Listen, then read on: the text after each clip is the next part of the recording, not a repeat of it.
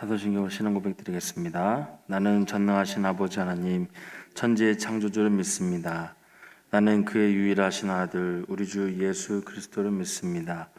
그는 성령으로 잉태되어 동정녀 마리아에게서 나시고 본디오 빌라도에게 고난을 받아 십자가에 못 박혀 죽으시고 장사된 지 사흘 만에 죽은 자 가운데서 다시 살아나셨으며 하늘에 오르시어 전능하신 아버지 하나님 우편에 앉아 계시다가 거기로부터 살아있는 자와 죽은 자를 심판하러 오십니다.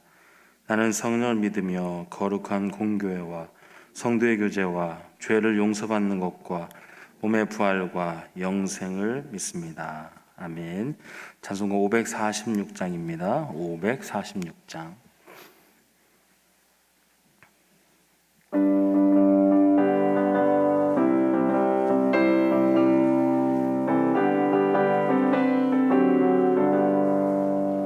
주님 약속하신 말씀 위에서 영원토록 주를 찬송하리라.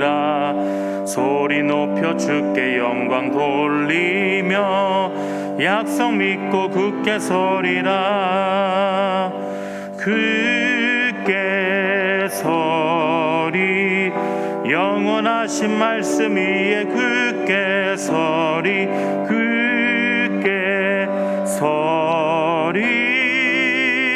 그 말씀 위에 굳게 서리라.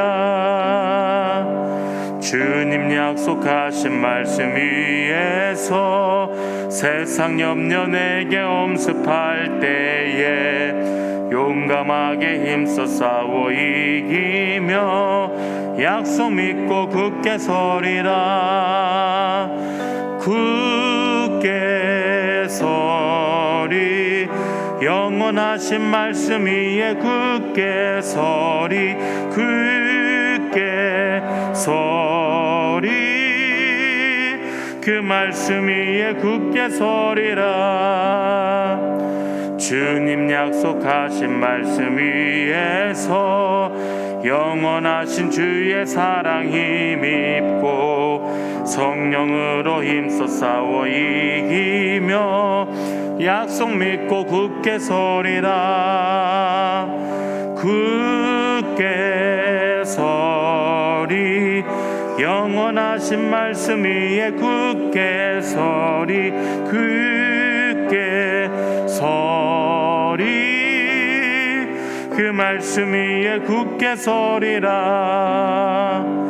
주님 약속하신 말씀 위에서 성령 인도하는 대로 행하며 주님 품에 항상 안식 얻으며 약속 믿고 굳게 서리라.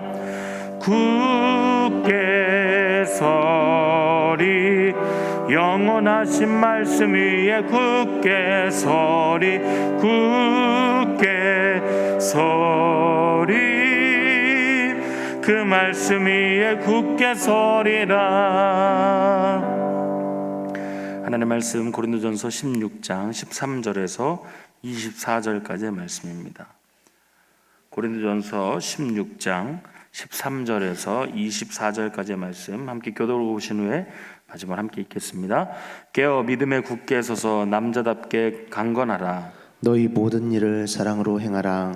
형제들아, 스데바나의 집은 곧 아가야의 첫 열매요 또 성도 섬기기로 작정한 줄을 너희가 아는지라. 내가 너희를 권하노니 이 같은 사람들과 또 함께 일하며 수고하는 모든 사람에게 순종하라. 내가 스데바나와 부두나도와 아가이고가 온 것을 기뻐하노니 그들이 너희의 부족한 것을 채웠습니다. 그들이 나와 너희 마음을 시원하게 하였으니 그러므로 너희는 이런 사람들을 알아주라.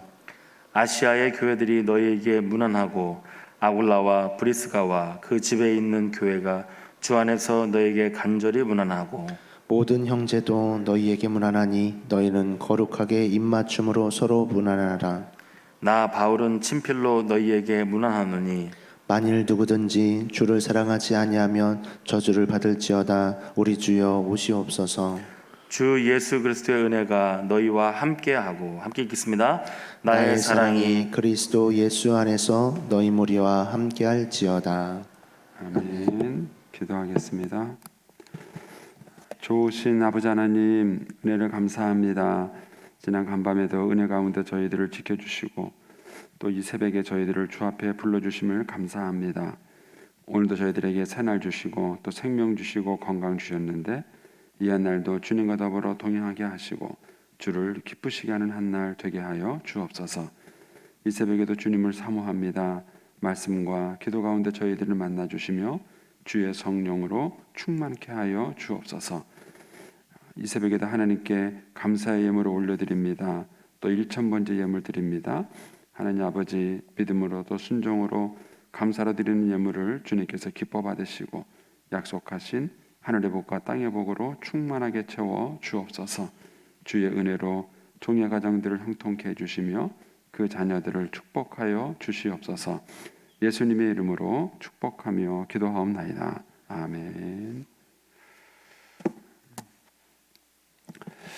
이 새벽에도 주의 은혜와 축복이 함께 하시기를 축원합니다. 이제 고린도전서 오늘 마지막입니다. 여러분들이 통성경을 통해서 매일 성경을 읽으셔서 성경 전체 스토리에 좀 익숙해지시고 그리고 또 이제 이 새벽 시간에 여러분들의 말씀 묵상을 통해서 이렇게 말씀을 또 하나씩 더 깊이 있게 묵상하시는 이런 훈련들을 차곡차곡 해가시면 이제 이것이 이제 나중에 영적으로 굉장히 큰 유익함을 주게 될 것입니다. 그래서 벌써 이제 고린도서 끝났잖아요, 그렇죠? 한 권씩 한 권씩 이렇게 여러분들이 말씀을 묵상해가면 이것이 큰 힘이 되실 겁니다. 자, 이제 오늘 고린도서 16장 13절에서 24절 이제 마지막입니다.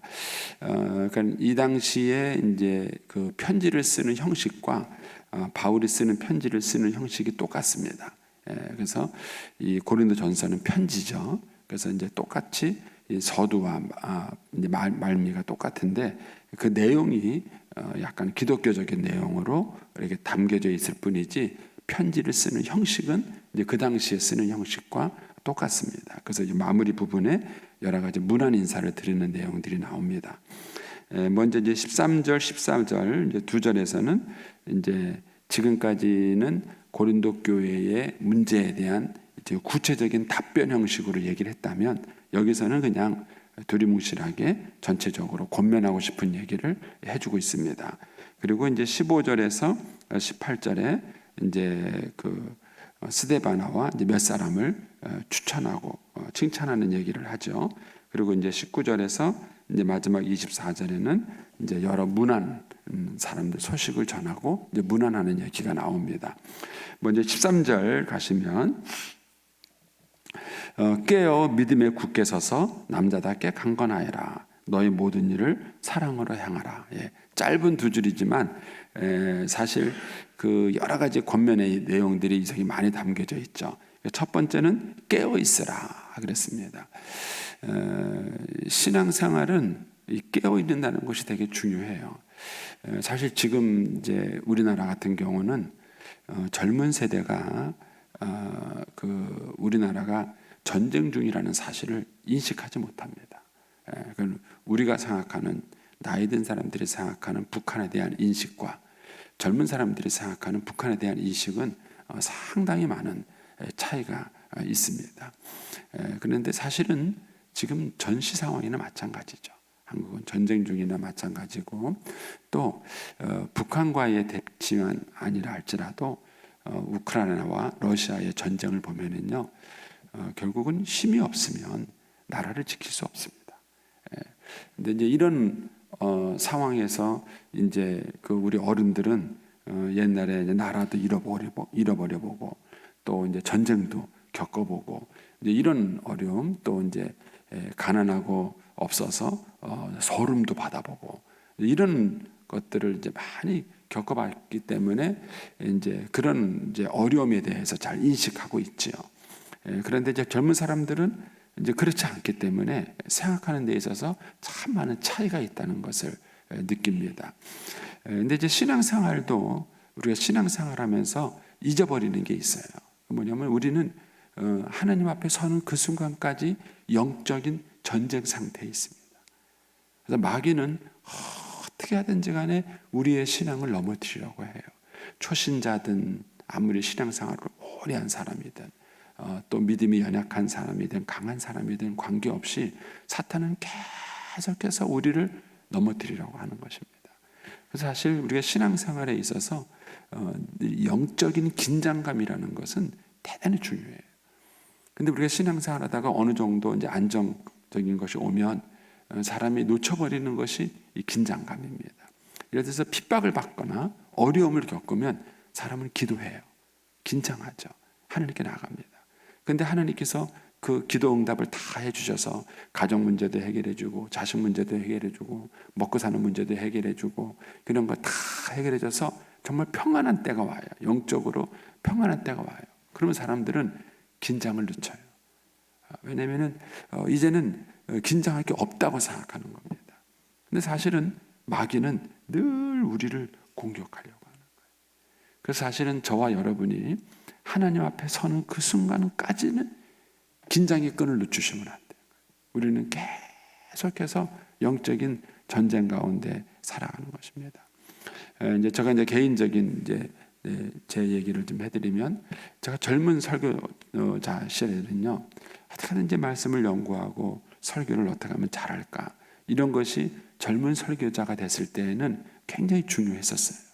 그런데 이제 나이가 든 설교자가 되고 나니까 설교를 잘하는 것보다 더 어려운 게 뭐냐면 명예롭게 제 사역을 마치는 거예요. 만약에 제가 이제 지금까지 사역을 잘했는데 내일 제가 바람을 폈어요. 너무 예화가 좀 그런가요? 그럼 어떻게 될까요? 그러면 저한테 은혜 받은 모든 사람들이, 저한테 사실은 은혜 받은 게 아니라 하나님이 저를 통해서 은혜를 주신 거죠. 그 은혜 받은 모든 분들이 엄청 상처를 받는 거예요. 엄청 상처를 받아요. 그러니까 나이가 들어가니까 설교를 잘하는 것도 중요하지만 지금까지 하나님이 나를 통해서 말씀을 가르치고 성도들을 세우는 일을 하셨는데 내가 이분들에게 상처를 주면 안 된다는 생각이 사실은 훨씬 더 무거운 짐으로 다가와요. 그러니까 그거를 과연 그 믿음으로 잘 살아낼 수 있을까 하는 이런 영적 긴장감이 있는 거예요. 그러니까는 신앙생활을 하는 동안에 우리가 영적으로 깨어 있다는 것이 굉장히 중요해요. 근데 자칫 잘못하면 신앙이 넘어지는 거예요. 한국 교회에 사실은 기도하는 분위기만 해도 그렇습니다.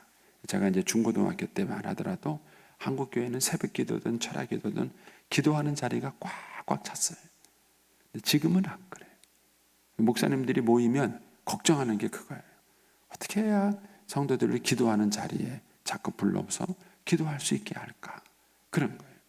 근데 성도들이 이제는 먹고 살만 하잖아요. 우리나라가. 이제 먹고 살만하고 모든 형편들이 다 형편하고 이러니까는 그런 면에서 옛날처럼 그렇게 막 깨어있고 부르짖고 그렇지 않아요. 뭐 말씀을 열심히 배우는가 그런 것지도 않은 거예요. 그래서 이 사도 바울이 얘기하는 것, 너희가 깨어있으라라는 이 권면은 대단히 중요해요. 그러니까 바울도 늘 그런 얘기를 했어요. 내가 남에게 전파한 후에 나는 도리어 버림이 당할까 봐 두렵다. 그래서 사도 바울도 자기가 자기를 쳐서 복종케 한다. 이런 거예요. 그러니까는 자기와 자신의 싸움과의 관계에서 굉장히 영적인 씨름을 하는 것입니다. 이런 면에서 한번 여러분 자신에게 물어보세요. 나를 영적으로 잠들지 않게 하기 위해서 내가 노력하고 있는 것이 뭔가 하는 거예요. 사실 뭐 이미 새벽기도 나오시는 분은 그래도 좀 괜찮죠. 새벽에 잠들어 있는 분들이 문제겠죠. 그래서 나를 내가 영적으로 잠들고 나태해지지 않도록 나를 흔들어서 깨우고 나를 복종시키는 게 뭐가 있는가 하는 거예요. 그래서 바울이 얘기하는 거예요. 깨어 있으라. 잠들면 안 된다. 영적으로 잠들면 안 된다. 네가 깨어 있으라. 긴장을 해라. 이런 얘기를 하는 것입니다. 그 다음에 믿음에 굳게 서라 하는 것이죠. 고린도 교인들은 이미 부활신앙 때문에 한번 흔들렸어요. 부활이 어디 있느냐? 그 부활신앙에 대한 믿음이 흔들리니까는 그들이 주의 일을 목숨 걸고 하지 않아요. 그래서 바울이 그들에게 부활신앙을 일깨워주는 얘기를 했었죠. 그래서 믿음은 굳게 하지 않으면 흔들립니다. 제가 이제 가정에 대한 예를 들어드린 것처럼 부부 사이도 지금까지 잘 살아왔다 그래서 앞으로도 잘 살아가는 게 아니에요. 지금까지도 부부가 서로에 대한 믿음이 흔들리지 않도록 관리했다면 앞으로도 부부가 살아가면서 서로에 대한 믿음이 흔들리지 않도록 노력을 하셔야 되는 거예요. 그런데 지금까지 부부가 서로 잘 살아왔다고 해서 앞으로 막 살면은 저절로 부부 사이에 믿음과 신뢰가 생기는 게 아닌 거예요. 그러니까 우리가 하나님께 대한 믿음도 마찬가지입니다. 우리 사회가 자꾸 새롭게 바뀌면서 새로운 이슈가 등장하고 새로운 문화가 등장하고 새로운 가치가 자꾸 등장해요. 그래서 이런 것들 때문에 우리의 믿음이 막 흔들리는 것이죠. 그래서 믿음이 흔들리지 않도록 우리가 늘 말씀을 공부하고 말씀으로 견고하게 되지 않으면 믿음이 흔들리질 수 있는 것이죠.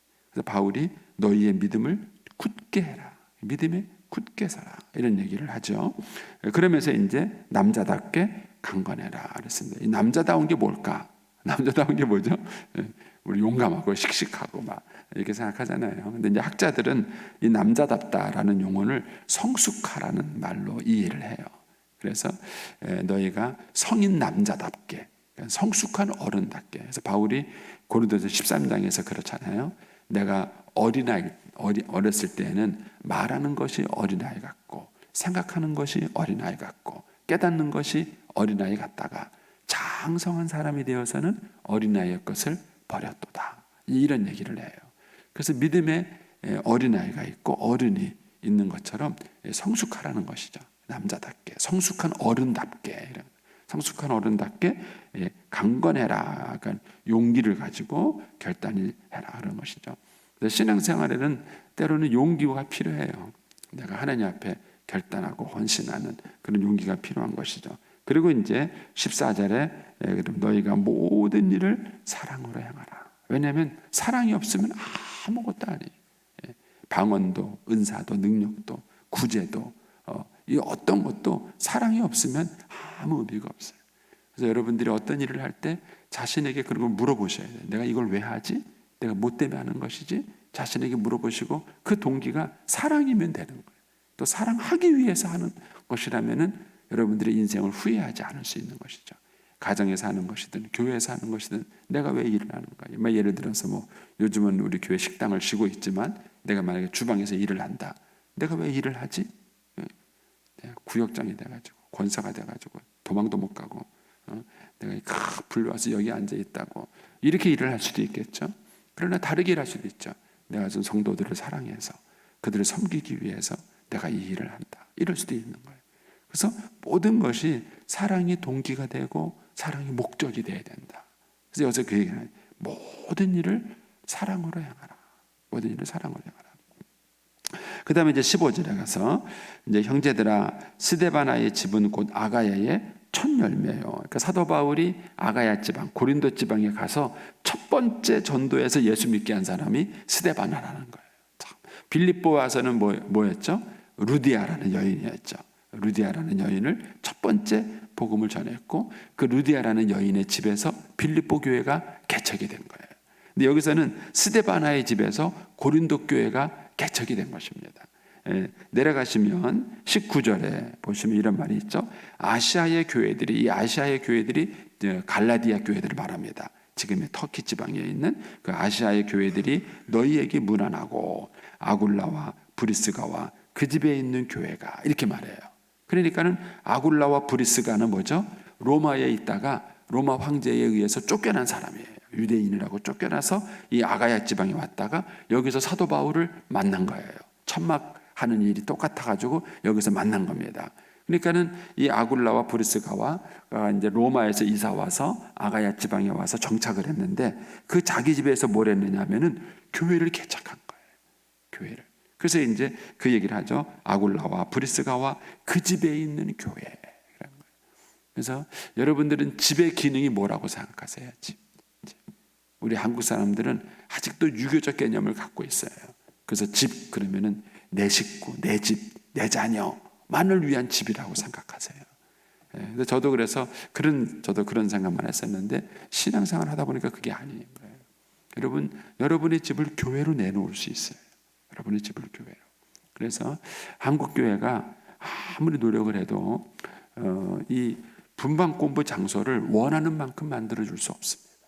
원하는 만큼. 특히 이제 서울 지역 같은 경우는요, 땅값이 얼마나 비싼지. 요번에 이제 우리 목사님들 세미나 한 장소가 그 서빙고 있는 그쪽 지역이에요. 그런데 아파트, 부동산 아파트 이렇게 쭉 매매가 나왔는데 80억짜리가 있더라고요.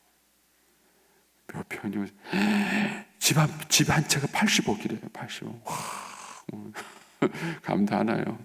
예. 여러분, 그런 데서 교회가 건물 하나 사서 교육관 짓고 하기가 얼마나 어렵습니까? 얼마나 어려워요.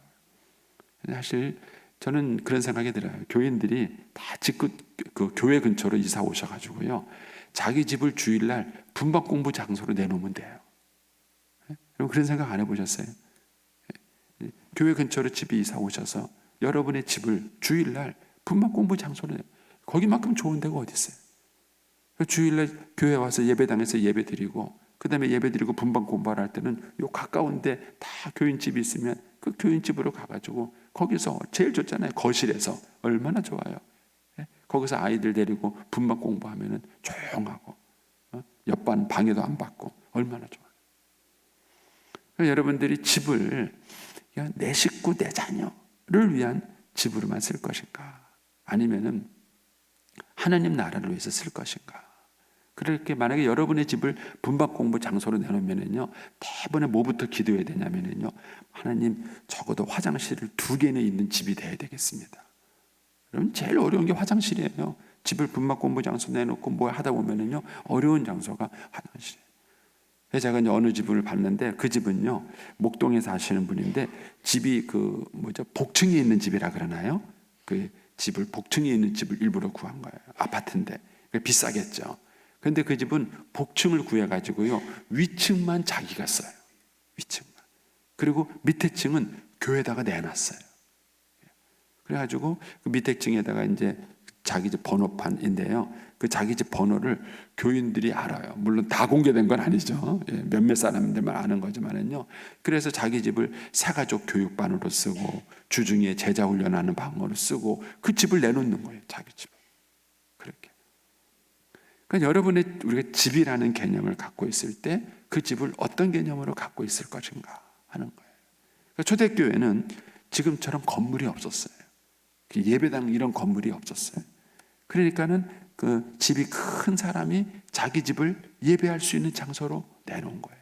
그래서 그 집에 뭐예요? 그러니까 아예 얘기를 할 때 스데바나의 집, 또 아굴라와 브리스가와 그 집에 있는 교회, 이런 얘기. 그 집이 교회가 되는 거예요.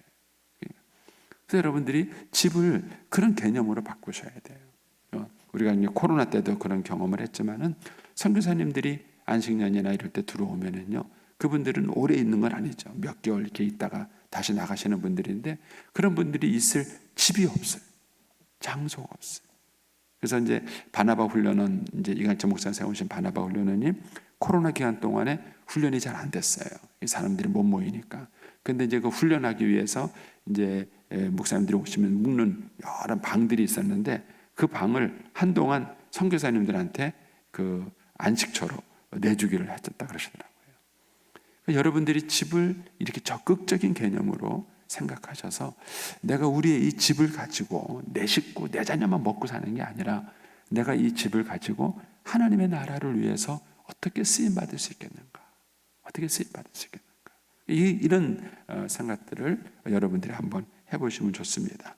자, 그런 다음에 이제 15절 가셔서 그 스데바나의 집을 얘기하는데, 형제들아, 스나베의 집은 곧 아가야의 첫 열매예요. 사도 바울이 첫 번째 전도한 집이고, 거기서 교회가 개척이 된 거죠. 또 성도 섬기기로 작정한 줄을 너희가 안다. 대단하죠. 그 스데바는 작정을 했어요. 무슨 작정을 했느냐? 성도를 섬기겠다 하는 거예요. 이건 목표예요. 꿈이에요. 그래서 여러분들이 그런 꿈을 가지세요. 하나님, 나에게 이제 이런 은혜를 주시면 내가 이것을 가지고 내가 이런 일을 하겠습니다 라고 여러분 스스로가 작정하는 거예요. 믿음이라는 것은 헌신이고 결단이에요. 작정입니다. 이 새벽 기도도 마찬가지죠. 여러분이 새벽에 나오겠다라고 결정하지 않으면 나올 수 있나요? 근데 맨날 어떤 분은 목사님 가고는 싶은데 일어나고 보니까 7시예요. 일어나고 보니까 8시. 그분은 천국 갈 때까지 못 나오십니다. 이게 안 돼요. 목표를 세우셔야 돼요. 목표를 다 세우셔야 되고요. 또 여러분들이 이 새벽에 내가 빠지지 않겠다, 이런 목표를 세우셔야 돼요. 믿음의 작정이고 헌신이에요. 그렇게 하지 않으면 우리가 하나님 나라를 위한 일을 할 수 없어요. 근데 여기서 이제 스데바나는 그런 거예요. 자기 집을 교회로 내놓고 하나님을 섬기기로 작정을 했어요. 그것을 온 성도가 알 정도예요. 어떻게 헌신하고 수고하는지를 온 성도가 알 정도로 그 얘기를 하는 거예요. 성도 섬기기로 작정한 줄을 너희가 아는지라. 그러면서 16절에 말해요. 이 같은 사람들과 함께 일하고 또 이렇게 수고하는 사람에게 순종하라, 이거예요. 여러분들이 믿음에 존경하는 사람들을 가질 수 있어야 되고, 그 믿음에 존경하는 사람들이 여러분들에게 얘기하는 것을 순종할 수 있어야 되고, 또 여러분들이 믿음에 존경하는 사람과 함께 일할 수 있어야 돼요. 이런 일이 있으면 얼마나 신나요. 이런 분들하고 있으면 함께하고. 그러면서 이제 17절에 이렇게 말합니다. 내가 스데바나와 브르나다와 아가이오 온 것은, 그러니까 지금 사도 바울은 에베소에 있거든요. 그런데 이제 고린도 교인 중에서 스데바나, 브르나도, 아가이오 이 세 사람이 이제 바울에게 찾아온 거예요. 편지를 갖고 와서 여러 가지 문의도 하고 또 이제 바울에게 후원할 것도 후원하고 그러기 위해서 이제 이들이 온 것입니다. 그러면서 이제 바울이 이렇게 말합니다. 내가 스데바나와 브르나도와 아가이오 온 것을 기뻐하노니 그들이 너희의 부족한 것을 채웠습니다. 저는 아마 이제 물질적인 것도 채웠을 거고 물질적이 아닌 것도 채웠을 거예요. 저도 이제 목회를 해보니까는요, 교인이 뭐 1000명, 2000명 있다 그래서 그 1000명, 2000명이 다 목사를 사랑하는 거 아니더라고요. 근데 그 중에 몇 사람이 목회자를 정말 사랑하는 사람이 있는데 그 사람들 때문에 힘을 얻어요. 목회하는 게 재밌어요. 신나는 거예요. 그래갖고 그 몇몇 사람의 섬김 때문에 목사가 신이 나서 그 몇천 명을 섬기는 거예요. 몇천 명을 섬기는 거예요. 교회의 원리가 그렇죠. 가정에서도 마찬가지죠. 뭐 자녀들이 여럿이 있을 때 여러 자녀가 다 자라나요? 그렇지 않아요. 그런데 한 자녀만이라도 부모를 잘 해줘도 부모가 기뻐요. 굉장히 사는 재미가 있고 기뻐요. 그리고 또 그것 때문에 다른 여러 자녀들을 도울 수 있는 것이죠. 그러니까 여기서 이제 그런 얘기를 하는 거예요. 고린도 교인들이 다 바울을 사랑하고 섬긴 것은 아니에요. 그런데 스데바나, 브르나도, 아가이고 이런 사람들이 대표적으로 와서 고린도 교인들을 대신해서 그들이 너희의 부족한 것을 채웠다. 뿐만 아니라 18절에 뭐라 그럽니까? 그들이 나와 너희의 마음을 시원하게 해줬다. 잠언에 보면은요 그런 말이 있어요. 게으른 일꾼은요 주인의 코에 연기와 같다. 얼마나 열받아요. 뭐 이제 일을 하면 열심히 해야 되는데 맨날 봉급만 받고 일을 안 하는 본을 보면은 막 그런 거죠. 또 반면에 또 그런 말이 있어요. 그 충성스러운 종은 여름 가뭄에 시원한 냉수 같다. 그런 얘기도 있어요. 그러니까 여기서 이제 바울이 그런 얘기를 하는 거죠. 나와 너희 마음을 시원하게 했다. 그런 사람을 만난 적 있나요? 여러분의 마음을 시원하게 해준 사람. 이런 어떤 그 바울에게는 이런 관계가 있는 사람들이 있었죠. 스데바나, 브르나도, 아가이고 이런 사람들은 고린도 교인들의 마음도 시원하게 해주고요. 예, 교회에서 일을 맡겼으면은요 일을 정말 잘해줘요. 얼마나 중요해요. 자기가 맡은 역할과 그 일만 잘해줘도 여러 사람들에게 유익함이 있죠. 시원해주고 또 나의 마음도 시원하게 해주는 그런 사람이다. 라면서 이제 뭐라 그럽니까? 그러므로 너희는 이런 사람들을 알아주라. 이런 사람들을 여러분들이 존경하고 사랑해야 합니다. 이런 건강한 문화가 만들어져야 좋아요. 그래서 교회에서 믿음 생활 잘 하시고 우리가 은퇴하신 어르신들을 우리가 잘 섬겨야 돼요. 그런 분들을. 왜냐하면 그런 분들이 존경받고 사랑받아야 또 그분을 따르는 사람들이 자꾸 생기는 거예요. 자꾸 생기는 것이죠. 그래서 이제 19절 가서 또 이렇게 말합니다. 아시아의 교회들이 너희에게 문안하고, 아까 말씀드린 것처럼 갈라디아 지역에 있는 교회들이죠. 초대교회 7교회들이 다 이 아시아 지역에 그 계시록에 나오는 7교회가 다 아시아의 지역에 있는 교회들입니다. 아시아에 있는 교회들이 너희에게 문안하고 아굴라와 브리스가와 그 집에 있는 교회가 또 주 안에서 너희들에게 또 간절히 문안하고 모든 형제도 너희에게 문안하다고 또 너희가 거룩함으로 입맞추라 이런 거예요. 그래서 이 성도들의 교제가 얼마나 큰 축복인지 모릅니다. 네, 이번에 제가 이제 캄보디아에 갔잖아요. 갔는데 캄보디아 공항에 딱 갔다가 미랑교회 권사님을 만난 거예요. 얼마나 반가운지. 근데 그분은 어떻게 왔냐니까는요, 자기 아들이 캄보디아 아가씨하고 결혼을 했더라고요. 결혼을 해가지고 이제 쉽게 말하면 사돈댁을 가는 거예요. 사돈댁 간다고 거기서 이렇게 뭐 생판 공항 모르는 데서 툭 만났는데 얼마나 기쁜지. 근데 그것도 기쁘지만은요, 그분이 믿음 생활을 잘하니까 더 기쁜 거예요. 믿음 생활. 만약에 그분이 믿음 생활을 잘 못하면 뭐예요? 만나도 마음이 아파져. 마음이 아프죠. 근데 이제 그냥 우연찮은 장소에서 만났는데 그 믿음 생활을 잘하는 얘기를 듣게 되면은요, 얼마나 그게 성도들에게는 기쁨이 되는지 모르는 것입니다. 우리가 천국 가면은 그런 기쁨이 있을 줄로 믿습니다. 예. 자, 이제 21절에 가면 바울이 친필로, 왜냐하면 바울은 눈이 안 좋아서 대부분의 서신을 대필했어요. 바울이 입으로 부르면 대필했는데 그 서신의 맨 마지막에 이것이 자기 편지라는 것을 확인하기 위해서 사인하듯이 바울이 멸자를 적습니다. 이제 그게 바로 이 얘기예요. 나오는 친필로, 바울은 친필로 너희에게 문안한다. 그래서 22절에 만일 누구든지 주를 사랑하지 아니하면 저주를 받을지어다. 우리 주여 오시옵소서. 예. 바울의 마음에는 오직 예수밖에 없었습니다. 그리고 주님을 맞이할 날을 사모하면서 살아간 것이죠. 오늘 한 날도 저희가 주님 바라보고 아멘, 주 예수여 오시옵소서, 이런 주님에 대한 기대감, 사모함, 이것을 가지고 오늘 한 날도 믿음 가운데 승리하시게 되기를 축복합니다. 기도하겠습니다. 오늘